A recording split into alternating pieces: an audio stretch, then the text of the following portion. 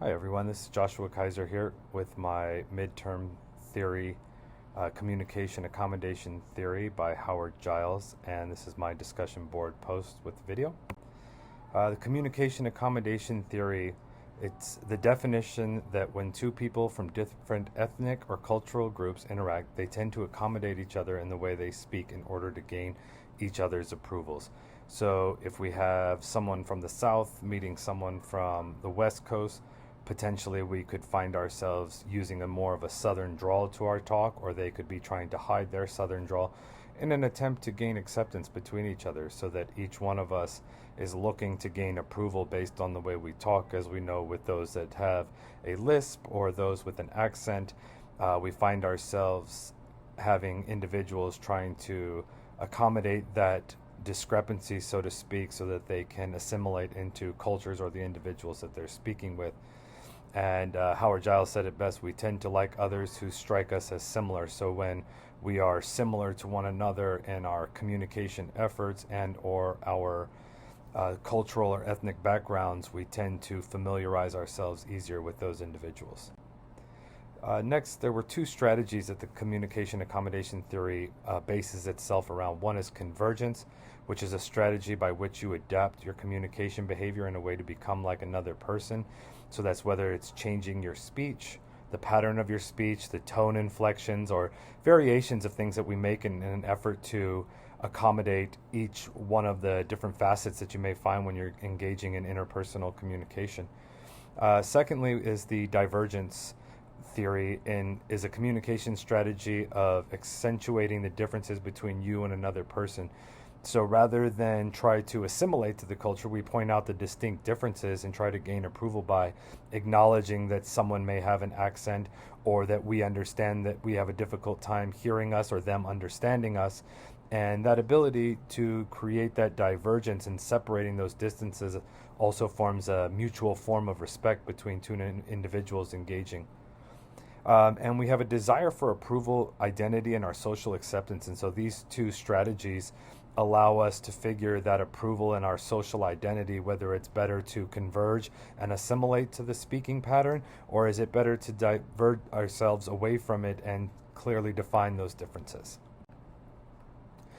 In those, the key scholars that we had Howard Giles, who was the founder in 1973, some similar scholars, Justine Kuplin and Cindy Galloy, who are scholars on this theory that later took Howard Giles' approach of the accommodation theory and later applied it to more of an interpersonal and technological medium, and how we can accommodate and communicate at an interpersonal level, both in a digital form via text message, emails, and or social media, as well as interpersonal face-to-face interactions.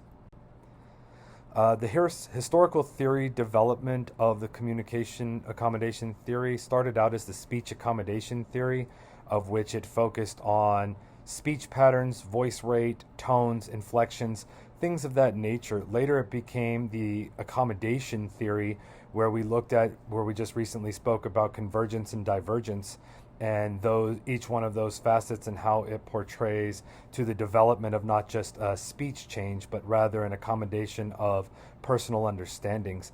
And it ultimately evolved into this identity theory of group behavior and interpersonal development mixed into the digital age, and how we accommodate and assimilate our speaking patterns and make accommodations for people.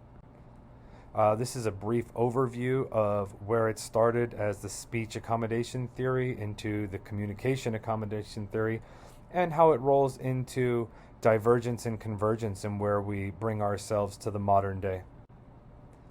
So the communication accommodation theory is shared under the socio-psychological tradition for a few different reasons. One, it focuses on cognitive processes and our social identities and acceptance, which relates directly to the socio-psychological tradition. It's our deliveries in a nonverbal and cognitive state and the determinations of acceptance. So we're utilizing our brain to determine how, what, and who we will accept or pull away from, and how we will engage. It relies on social and nonverbal cues as well for our conformities. We look at the individuals. Is it someone that we want to relate to or can relate to? And what are we willing to accommodate in our speech patterns in an effort to assimilate to each other? and it establishes a cognitive process on how people think. And I think that's one of Howard Giles' biggest focuses, is that ability to forecast what will happen based on how individuals interact. And that ties directly into the psychological forum of the socio-psychological tradition. Some critical challenges against the communication accommodation theory. Its explanation of data, and these were pulled directly from our text from our book by Griffin. The explanation of data describes and explains behaviors that cause and effect. What will happen if I do this? If I change my speech pattern? If I'm in a doctor's office and speaking to the doctor, and we all have that nervous fear of engaging with the doctor, are we willing to put down our guard and express all of our concerns and where it hurts the most? And will the doctor step back from the notion that they are the subject matter expert and relate to a more personal level and understand that we feel our bodies and we know the differences, and based on their intellectual properties and our true to life feelings, are they willing to accommodate to those? Prediction of the future was one of the forecasting, and trying to get qualitative measurements was one of Giles' biggest, in the late 80s, was one of his biggest accomplishments, trying to validate the ability to predict the future. The simplicity, the theory itself is very complex and covers a broad range of topics, and the theory attempts to try and break it into smaller facets, which is what Cindy Galloy and Kupang tried to do, to lower down and get to more direct matters and have these branches of challenges that come off the communication accommodation theory to explain more direct lines of communication in the interpersonal realm. The testable hypothesis, because the theory itself is so complex, it gives this slippery slope of being able to actually test the hypothesis in its full. But with the ability to forecast based underneath it is where Giles kind of resolved the hypothesis situation. Quantitative research, it's more complicated. The theory itself is more complicated than originally thought. In the early years, it was a formation of our speech and how we communicate and why we communicate these different aspects of communication. The practical utility. So this is probably the most positive, even though it's in the critical challenges, it's probably the most positive formation of the communication accommodation theory. Practical utility, it provides solid insight into everyday scenarios. It gives great interactions for us where we scenario-based testing, where we talk between family members, whether when we go to the doctors and deal with our doctors, how we as citizens deal with the police, and how we interact with our colleagues and superiors at work. It provides some great scenarios in how subordinates will try to talk up to their superiors and present this level of language where they feel that they're cognitively on the same speaking field as their boss, where and vice versa, superiors tend to try to not necessarily dumb things down, but simplify their level of communication and take some of the educative guesswork out of the way we communicate.